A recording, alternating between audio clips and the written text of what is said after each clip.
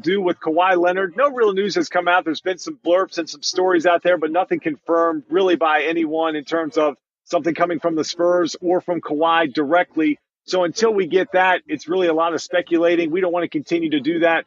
As news continues to break, we'll have it covered here on Talkback as always. But we'll kick it over to Talkworthy in segment 2.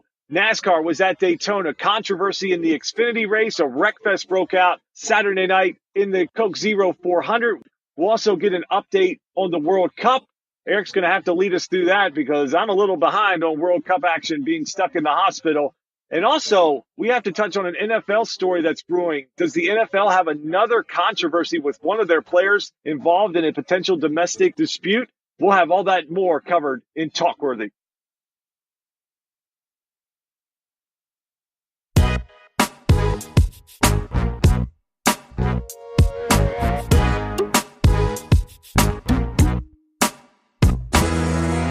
We're back, and it's Talkworthy time.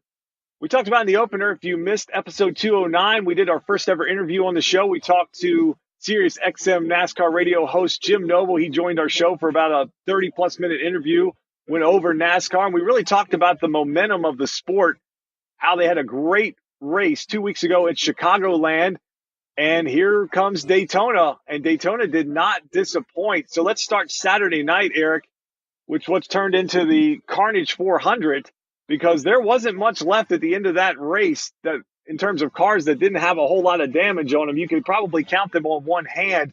Did you have a problem, though, with the way that Ricky Stenhouse Jr. raced? That seemed to be the big talk coming out through especially social media and throughout the broadcast, was the aggression that Ricky Stenhouse Jr. raced with. We've talked a lot on the show by ourselves. We talked with Jim Noble that it seems to be guys showing each other way too much respect. Here was a guy that went out. He put it all on the line. He knew that he needed to win. This is one of his best tracks to get it done at. But did he cross the line on Saturday night?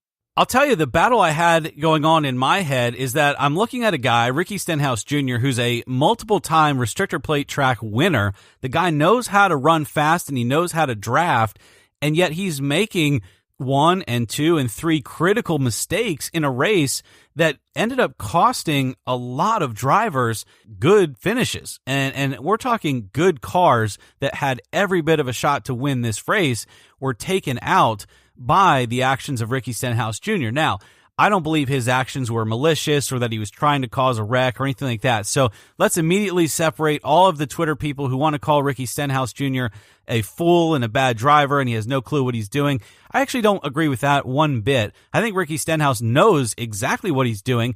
He has kind of two things going against him. One is that he was desperate, and so people will look at that as a guy who maybe was racing a little over the edge too early on in the runs, too early on in the race as a whole, maybe needed to be more patient. So he knew he needed to win to get into the playoffs, and this was a big chance for him. Was he being too aggressive early on? That is certainly a viable argument that I'd be willing to listen to, but him not knowing what he's doing, I'm not willing to listen to that. Now, the second disadvantage that he had is that, look, NASCAR changes these packages every time we go to the racetrack, every time we go to a restrictor plate track. The shape of the nose, the shape of the bumper, everything might be just a little bit different. The way the cars side draft, the way that they suck up on each other and hit nose to tail, all of that can be different even from one race to the next. The thing that shocked me was when he got into the back of Brad Keselowski to set off that huge wreck very early on in the race, because you're talking about guys running second and third at Daytona. When they wreck, it's just melee after that. I thought it was a pretty big mistake. And I also thought that it could have been a factor of him just not being familiar with the latest package that NASCAR was running against. He might have even been making a move that he made 2 years ago or last year when he was successful at restrictor plate tracks. And this time, lo and behold, it didn't work out. But then he gets into Kyle Busch, sends him into the wall. That one actually scared me for a minute because Kyle hit the wall a ton. Yeah, he did. Thankfully, he was okay. But that one scared me because, you know, he's had leg injuries before at Daytona. He said, I mean, you just don't ever want to see a car turn 90 degrees to the right and head nose first right up into the wall. And that one was caused by Stenhouse Jr. basically just racing too aggressively on the bumper of the car in front of him, once again, trying to pull a side draft, getting a little tight. The cars made contact. I don't know, Justin. I really don't know how to judge this. I think when you look in the car, you saw the helmet cam, you saw the cameras around Ricky. He was contrite. He really didn't mean to bump and wreck Keselowski. He really didn't mean to do that to Kyle Busch, and yet it happened. And so the fact that it's the same guy both times, yeah, you kind of do have to look at it and say, okay, maybe you're just running a little too hard. But that's restrictor plate racing. I think once we get a week out, a lot of these guys will look back and say that is what it is, but he definitely cost a lot of guys a good finish. That he did. I can't put the whole first wreck on him because the 24 car and William Byron really, I felt, started that because he made such a late block that Keselowski, I think, knew, to your point, that if you wreck someone in the front of the field, it's going to take out a lot of cars and potentially including yourself because you're going to get run over. So I think he thought, okay, if I just get out of the gas here and don't punt the 24, it's the best case scenario. The problem was, if you're not familiar with NASCAR, there's no brake lights on these cars. So you think about you're going down the highway at 70 miles an hour and you're maybe a couple car lengths off the car in front of you. They hit their brakes. You can react to that, but see, even sometimes it scares you because you're reacting so quickly. Just think about if you're running right up on the car in front of you and you don't have brake lights and you don't know when they're going to let off. All of a sudden, they let out of the gas and you don't have that chance to react. That's what really you saw there. So I felt that was more on the 24 car making such a late block. And even Brad Keselowski after the race was not very happy with Byron, about as mad as I've seen Brad Keselowski outside of Busch pissing him off. But he basically said, look, you block me like that coming up at Talladega, I'm just wrecking you. I don't care what it does. If I take out a bunch of cars, you're going to learn not to block like that late into the corner. So I felt like that one wasn't as much on Stenhouse as it was on Byron. The Kyle Busch incident, that was all Stenhouse. He got way too aggressive side drafting coming off of 4 where the cars seemed to get a little light anyways, and he pushed up and got into Kyle Busch and started that melee. So that one was definitely on him. And look, Stenhouse was extremely aggressive at the Daytona 500. Drivers are well aware of his aggression, but he had such a fast car. He just was able to get himself in the mix and stay up there, and guys were forced to work with him because his car was so good. But Eric, I don't think it's a bad thing either way. I think it gives us something to talk about. It's a guy that was out there pushing it. I think it's part of this playoff format. A guy that's right on the verge of being in the top 16, that if he gets a win, he knows he's into the playoffs. And why not go out there and lay it on the line? The problem is sometimes they push too hard. We saw it with Allmendinger at Sonoma, a track that everybody thinks is his best place to win. And it seems like year after year after year, he makes some kind of mistake. He's too hard on his equipment. He has some kind of mechanical failure from just almost seems like driving over his head too early in the race versus just trying to sit in a good spot and stay there till the end and give himself a chance. I felt like Stenhouse got himself so aggressive. He got himself back. He even bounced off the 10 car at one point, cut his tire down that he probably wasn't necessary to do side drafting back for the 10th spot. Caused him another caution, got put back, got back where Kyle Larson. Ricky Stenhouse was involved in like 5 cautions, Eric. So he, I think, just has to kind of figure out a way to restrain himself till later in the race where he can actually get there, because he is a hell of a plate racer, and Roush is giving him good cars that are very, very fast. But he's got to keep all 4 wheels on the car or he doesn't even give himself a chance. Yeah, I think you made a great point with Allmendinger. It's like some of these guys have their specialty tracks, yep, and that's the chance that they have to make the playoffs. They know if they can win at one of their tracks that they're really good at, and those Ford engines are really good coming out of the Roush stable. They're really good at restrictor plate tracks, and that's the chance that they have. But you look at a lot of Allmendinger, you mentioned him. The funny thing is he finished 3rd in that race after all the carnage. He was clean. He finished 3rd. That's actually his 3rd top 10 in a row at a plate track. He's becoming a better plate racer than road racer. Yeah, he might need to start thinking of himself as a plate track so that he can at least consider his opportunity to be 6 times a year that he might have a chance to make the playoffs. Are you happy with Eric Jones winning? We talked with Jim Noble about positive momentum building in the sport around certain stories. For me, Justin, Eric Jones winning is a good win. It's a good win for Joe Gibbs Racing. It's a good win for one of those young drivers that everyone keeps blaming that they're not winning. And to me, I like it. I like that, I'm not a big Jones fan or anything, but I like the win because it's a young driver. It's a guy that we know needed to win to get into the playoffs. I think he's an exciting racer. Yeah. And so having him in the playoffs is a good story for NASCAR. To me, I thought it was a good job on him. I kind of was pulling for like a guy like Casey Kane or Matt DiBenedetto or, someone to really upset the apple cart in the playoff run.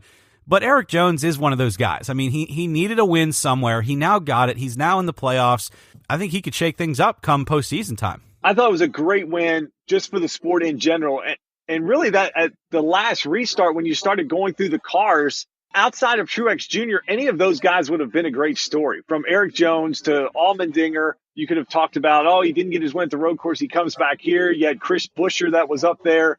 DiBenedetto was up there. And then you had a bunch of guys with just tore up race cars. So after that last real big wreck they had there on the front stretch, right before they came to get the white flag, when they had that last restart, really any of those guys I thought would make a great story. But I think in terms of the sport and the health of the sport, I thought Eric Jones was the best win because it now puts him on the map. It sort of elevates him up to that level of the Ryan Blaney, Chase Elliott, where people now go, oh, yeah, Eric Jones, that's that guy that just won. He's got a great story behind him, how he's come up, how Kyle Busch sort of discovered him at the Snowball Derby. Then Eric Jones lost his father to cancer, where his father was so instrumental in getting him into racing and even sold off a Corvette that he had to help fund Eric's racing career. So I think all that stuff is just, it's good for the sport to get some young drivers. I don't think young drivers not winning is the reason the sport's struggling.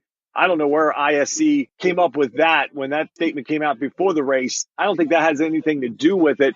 But the more that you get these young guys winning and running up front, it just breaks up that big three that's been winning everything. And I thought if Truex won that race, it was going to be like, oh my gosh, that's almost a setback for the sport because people are going to go, well, we can't even watch a plate race where it's supposed to be parity without one of the big three winning a race. So I thought it was great for the sport. They'll go back to a track in Kentucky this coming Saturday night that Eric Jones ran very well at last year as well. So if he could keep the momentum going, run up front again, it's another name, Eric, that people can look to, gravitate to. It's another great story.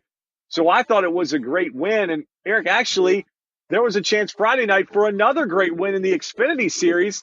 As I'm watching the end of this race, I'm watching this incredible battle between Kyle Larson and Elliott Sadler coming to the line thinking, oh my gosh, here comes another great finish like they had at Daytona in the Xfinity race back in February. And all of a sudden I see this white car make this giant move from the outside, duck 3 lanes to the inside and come out of nowhere and win the race. And Justin Haley, this is a guy that just got a big win in the Truck Series a few weeks ago. Now he comes back. Looks like he's won the Xfinity race. The car's sitting there getting ready to do a burnout. And all of a sudden, he gets the win taken away for going below the yellow line. And actually, it looked like he probably didn't even need to really do that in order to win the race. So here it is, the Xfinity Series. They take a win away from a guy like Justin Haley, a series that I saw someone on Twitter put, this is the series where names are supposed to be made. They take it away from a guy whose name a lot of people didn't know and give it to a Cup driver in Kyle Larson, who basically racing at that point for second with Elliott Sadler nudged him by just a nose. Poor Elliott Sadler lost another close one at Daytona. The win then goes to Larson because Haley got moved back to the 18th position in the race. We know the yellow line rule is there, Eric. It seems to be black and white. Of course, there feels like there's been some gray area there over the years, but did NASCAR get that move right with the call on Justin Haley? Oh, by the rule book, they got it right. By my emotion, I hated it. When it happened, I said on Twitter, I jumped off my couch, I yelled, that was awesome! Because, like you said, Sadler and Larson, they're banging doors, they're going down the front stretch. I'm thinking they're going to wreck and wreck the whole field behind them, and it's going to be whoever is sliding across the finish line is going to be the guy who wins.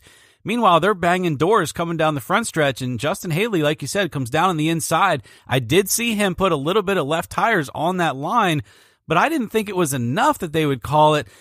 But for him to become a household name and sort of all that would mean as a young up-and-comer in NASCAR was a good story. And then you look at the replay, and he had more than a little bit of the left side tires over. I mean, he was a good foot or two over that line and probably didn't need to be. So NASCAR was put in a box there. I think they really had to make that call. I don't love the rule, but I know why it's there. And for those of you who don't know why it's there, that yellow line is like the transition line where the track goes from angled to straight down on the apron at the bottom of the track. If they were to let that go, what's going to happen is not